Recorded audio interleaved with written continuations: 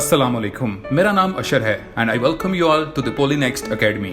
अपने पिछले लेक्चर में हमने आपको फॉरेक्स और कमोडिटी ट्रेडिंग के कारोबार को समझने के लिए कुछ बुनियादी और जरूरी असूल बताए थे और कुछ जरूरी इंफॉर्मेशन दी थी जो कि बहुत जरूरी थी कारोबार को शुरू करने से पहले। आज अपने इस लेसन नंबर 2 में हम फॉरेक्स और कमोडिटी प्रोडक्ट्स के बारे में डिस्कस करेंगे। तो चलिए लेसन नंबर 2 शुरू करते हैं। फॉरेक्स को करेंसी के पेयर्स में कोट किया जाता है, मतलब एक करेंसी का मुकाबला दूसरी करेंसी से। मिसाल के तौर पर जब आप एक करेंसी खरीदते हैं तो दूसरी सेल करते हैं। मसलन अगर मैंने जीबीपी खरीदा और यूएसडी सेल किया तो हम उसको कुछ इस तरह लिखेंगे।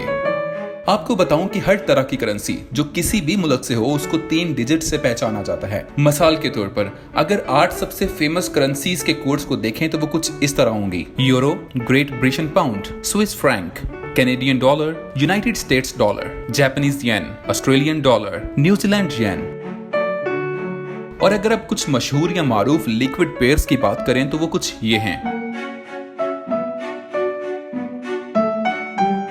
यूरो जिसका कोड EUR है और यूनाइटेड स्टेट्स डॉलर जिसका कोड USD है। इसकी मिसाल लेते हैं। पहली करेंसी यूरो है जो कि हम खरीद रहे हैं और दूसरी डॉलर है जो कि हम सेल कर रहे हैं। अगर इस पेयर की प्राइस 1.3505 है तो इसका मतलब हुआ कि 1 यूरो बराबर है 1.3505 अमेरिकन डॉलर के। फॉरेक्स में करेंसी इशारिया के बाद 4 डेसिमल में शो की जाती है। उससे ये फायदा होता है कि हम कीमत में उतार चढ़ाव ज्यादा बारीकी के साथ देख पाते हैं। तो इस तरह हम एक यूरो खरीदने के लिए 1.3505 अमेरिकन डॉलर पे करेंगे।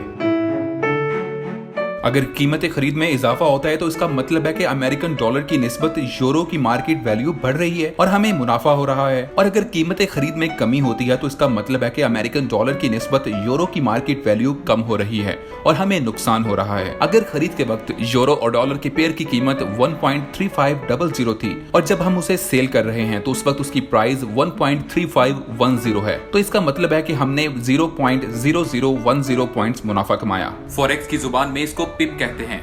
पिप का मतलब है कि परसेंटेज इन पॉइंट्स, जो कि किसी भी करेंसी का सबसे छोटा यूनिट है।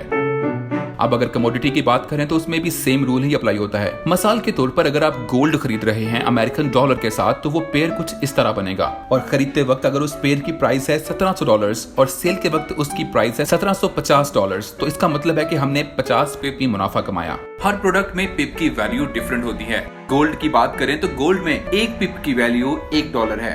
अगर हम नॉर्मल रूटीन में भी कुछ खरीदें तो उसका एक मेजरमेंट यूनिट होता है, मिसाल के तौर पर केजी या लीटर। मगर अगर फॉरेक्स या कमोडिटी की बात करें तो उसमें हम लॉट का यूनिट इस्तेमाल करते हैं। लॉट का मतलब किसी भी चीज का बंडल होता है। फॉरेक्स की कैटेगरी में standard lot 1 lakh units, mini lot 10,000 units और माइक्रो लॉट 1000 यूनिट्स की होती है। कमोडिटी में गोल्ड की अगर बात कर ली जाए तो उसकी स्टैंडर्ड लॉट 100 ऑन्स है, मिनी लॉट की अगर बात करें तो वो 10 ऑन्स की है और अगर माइक्रो लॉट की बात करें तो वो 1 ऑन्स की है। अगर खाम तेल की बात करें तो उसकी standard lot 1000 barrels, mini lot 100 barrels और माइक्रो लॉट की बात करें तो वो 10 बैरल्स की होती है। फॉरेक्स और कमोडिटी ट्रेडिंग की बात करें तो उसमें ट्रेड की 2 डायरेक्शंस होती हैं। हम पहले खरीदकर बाद में सेल करके मुनाफा कमा सकते हैं, या कि हम पहले ज्यादा प्राइस पर सेल करके बाद में उसकी मार्केट वैल्यू कम होने के बाद उसको खरीद कर भी मुनाफा कमा सकते हैं। हम अपने अगले लेक्चर्स में ट्रेडिंग के हवाले से मजीद टेक्निक्स के बारे में भी बात करेंगे, तो पोलीनेक्स्ट एकेडमी के अगले लेक्चर का इंतजार करें। हमारे ये लेक्चर्स इंग्लिश, उर्दू, अरबी और चाइनीज में हमारे चैनल पर मौजूद हैं और चूंकि सीखने का सबसे बेहतरीन अमल प्रैक्टिस करना है तो अभी polynext.com पर जाएं और अपना डेमो या लाइव अकाउंट क्रिएट करके ट्रेडिंग स्टार्ट करें। अगले लेक्चर तक के लिए गुड बाय।